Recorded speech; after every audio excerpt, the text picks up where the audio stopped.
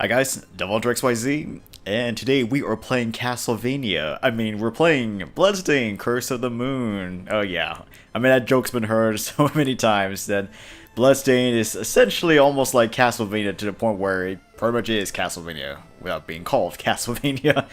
But yeah, anyway, Bloodstained, Curse of the Moon is essentially a prologue game for the main game that's coming out hopefully soon, Bloodstained Ritual of the Night, which I am looking forward to. Just don't know when that's going to really come out, but for right now I decided to take a shot at Bloodstained Curse of the Moon. And besides seeing some gameplay trailer and a few instances of like the first couple of stages, it's kind of more of a blind playthrough for me, so yeah, let's just jump right into it, I guess. Okay, I'm just going to check the options real quick. Button configuration. Well, it seems standard enough. Square to attack, X to jump, sub-weapon triangle, command sub-weapon. Am I really sure that's supposed to mean? Character change. Okay.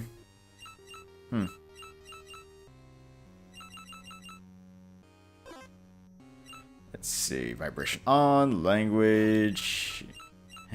Obviously, I'll keep it in English for right now. So, not much. Okay.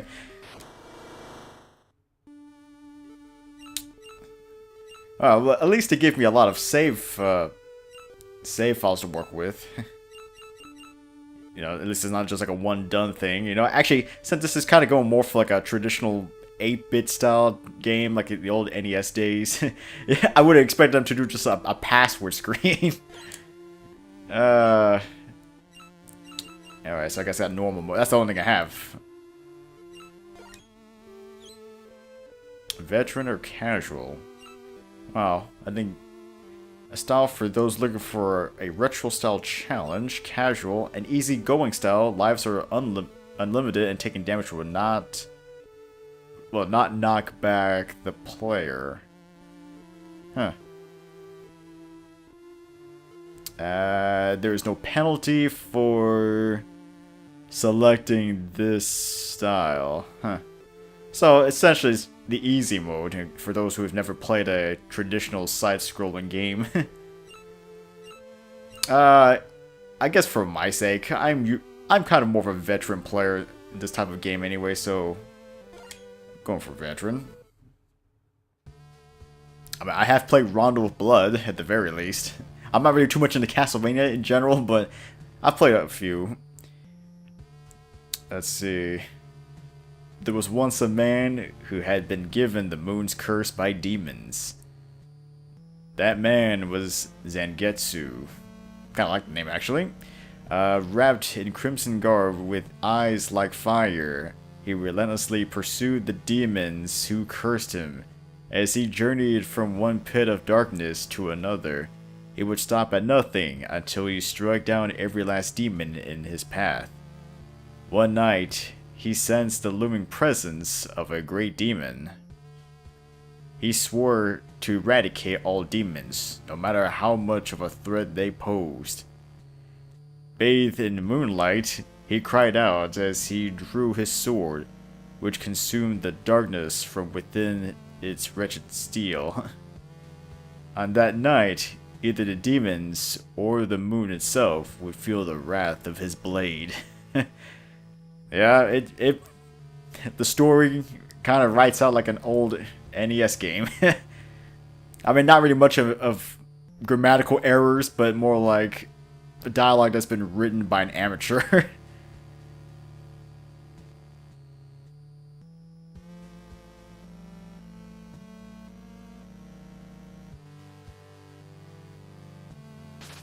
Alright. So this is our main hero, Zangetsu. Pretty much a man cursed and having to eradicate the demons to break the curse, I'm guessing. Alright. Ooh. Yep.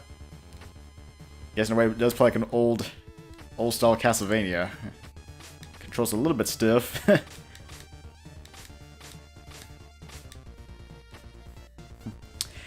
I gotta say though, this doesn't really look too bad.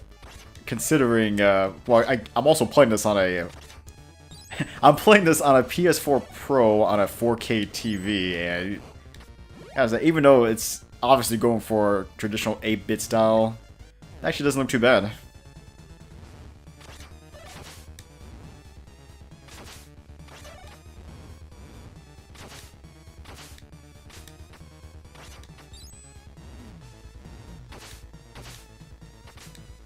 Oh.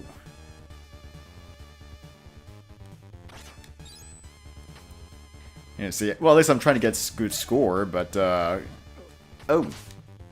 Question is, though, does score really mean anything here, or is it just for high score? I got a feeling it's just nothing more than just bragging rights for just a high score. Ugh, yeah, I can't control the jump. I don't know. I'm trying to see if there's anything here.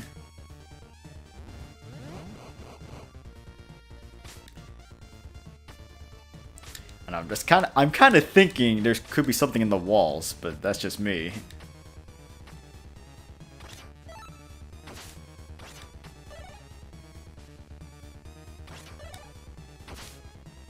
Try to destroy anything in my path. Well, at least I'm maxed out on my, I don't know, weapon points, I guess you would call it that.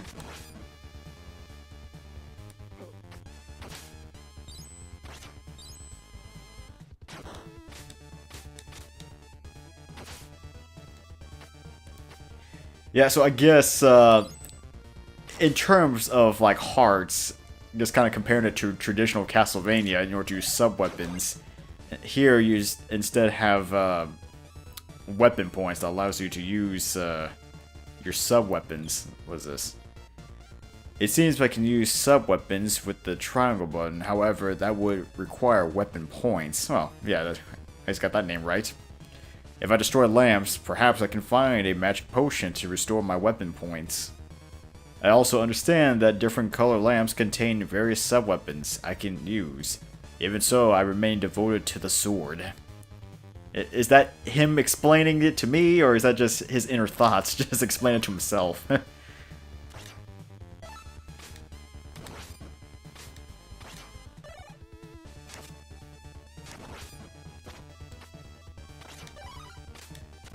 Oh! Yeah, trying not to be reckless. Oh.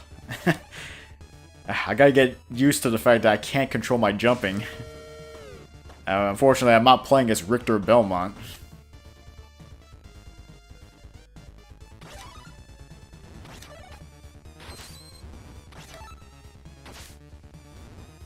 Oh.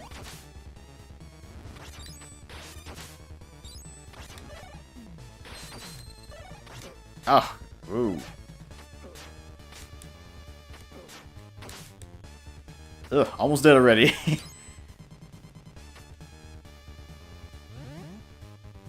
Ugh, I'm hoping there's health. Oh, I don't want that. Go away.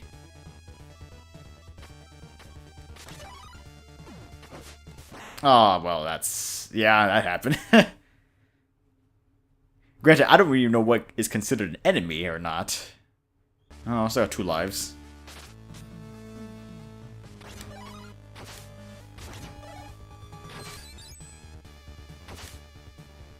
You know, I kind of like how he sheaths the sword whenever you start, whenever you start the game, or, start the chapter or whatever. Which kind of makes me wish, I wish it was like a taunt feature. I mean, just for the sake of just taunting.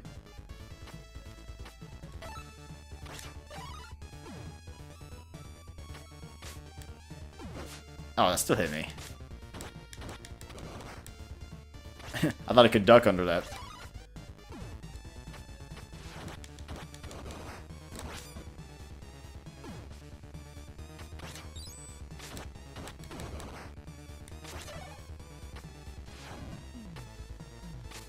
Alright, so... oh. Yeah, the knockback is kind of obnoxious. I hate to say it.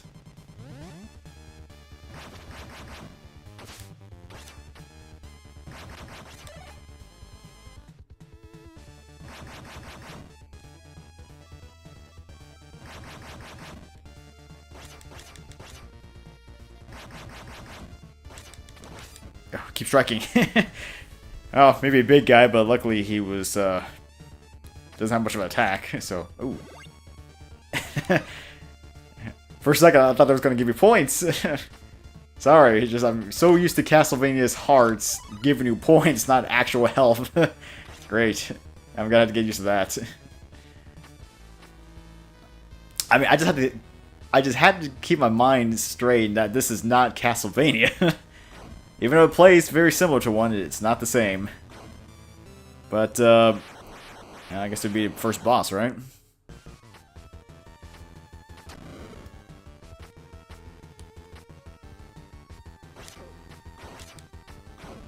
Ooh, okay. Ugh.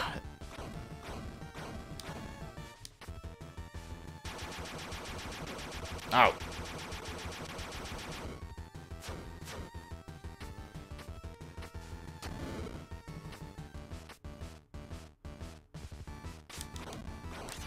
Ugh.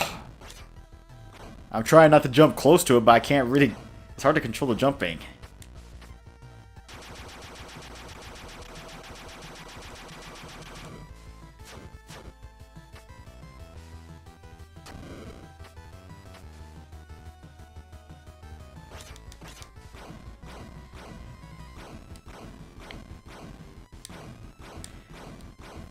Alright, so far his attacks aren't that bad. Well, for now, anyway. Actually, even the fireball pattern seems to be in the same spots.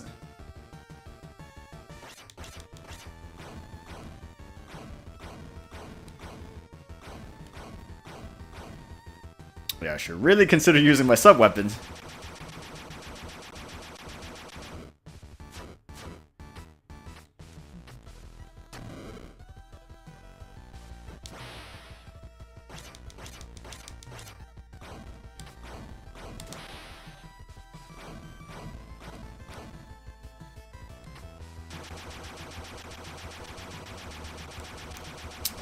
Okay. Unfortunately, I don't think my sub-weapon is going to really do much here. I wish I had the whip.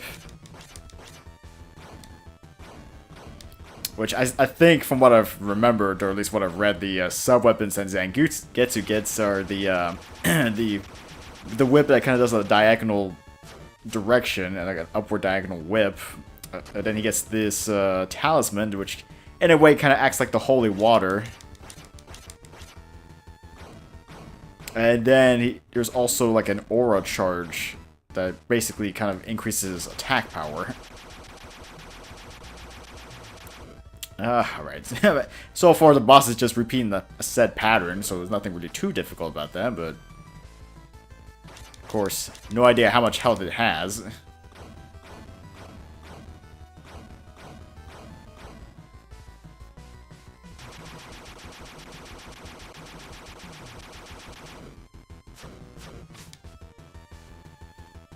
Alright, eventually I can get through this.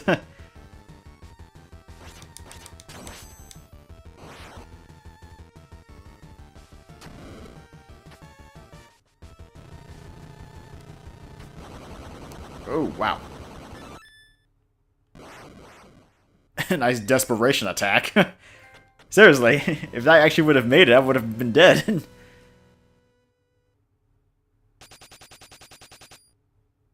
Oh, good. I guess the talent's in my remaining weapon points. And that gives me a life up, right? Okay, so I guess want to do things kind of like in Castlevania 3. You can actually recruit new players. Let's see. Thank you for saving me. Was it the demon's power you used to seal that beast? You're a shardbinder. That power can summon forth demons at will. I cannot allow that. Wait, it is true that I am a shardbinder. However, I have sworn to be ever righteous in my command of this power. I refuse to be used for evil. Then show me the proof of that determination in battle. Miriam has become an ally. You know, I gotta say, for a guy who swore against the demons, he sure accepted a demon pretty easily.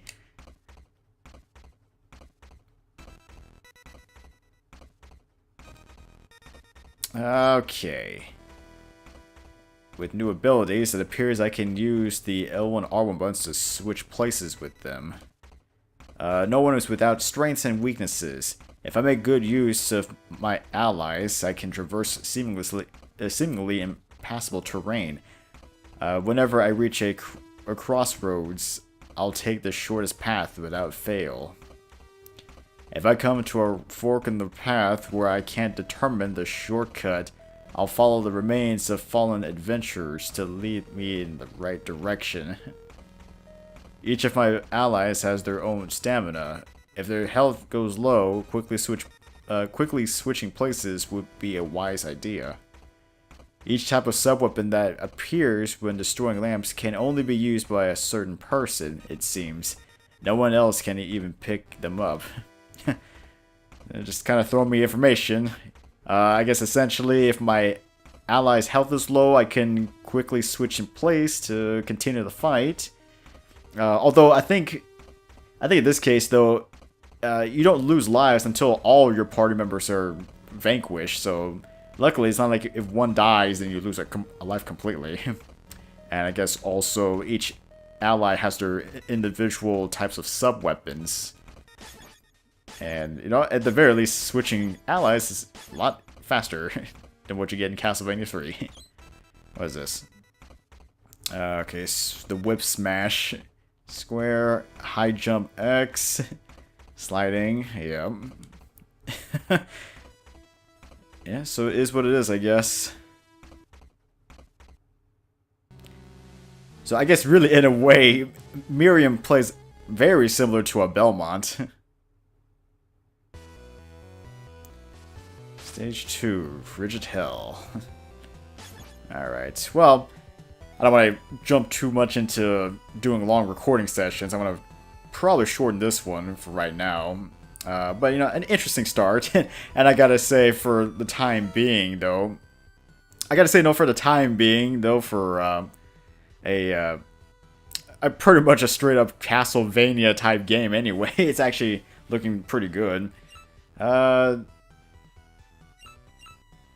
Yeah, so, I mean, for the most part, it really isn't that bad, so, yeah, I guess I'll jump right into it a little bit later, but for right now, yeah, that's that. Alright guys, this is DevilHunterXYZ, and until next time.